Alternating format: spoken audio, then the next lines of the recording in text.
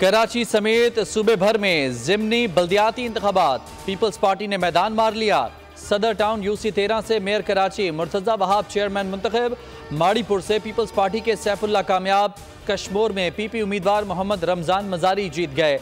रानीपुर, ठरी मीरवा, सखर, सांगड़, खैरपुर, टंडोवाला यार से भी PP उम्मीदवारों की जीत। जश्न का समा। गजा में इसराइली जारहियत के सबब निहत्ते शहीद फलस्तीनियों की तादाद 10,000 के करीब पहुंच गई। 26,000 से जायद जख्मी। 30 रोज़ा जारहियत में 4,000 से जायद बच्चे शामिल। ताज़ा हमलों में अलमगाजी कैंप निशाना। हमास के ताज़ा हमले में 5 इसराइली फौजी हलाक और 24 फौजी गाड़ियां तबाह हो गईं। हमास ने हमले की वीडियो जारी कर दी। गजा पर मजालिम के खिलाफ पाकिस्तान समेत मुख्तलिफ ममालिक में एहतजाज। Islamabad, Washington, London, Berlin, Oslo और जकार्ता में लाखों अफराद का मुजाहिरा। इसराइल के खिलाफ नारे, जंग बंदी का मुतालबा। साबिक सदर बराक ओबामा ने भी फलस्तीनियों के हक में आवाज़ बुलंद कर दी। प्रियंका गांधी की भी फलस्तीनियों की हिमायत।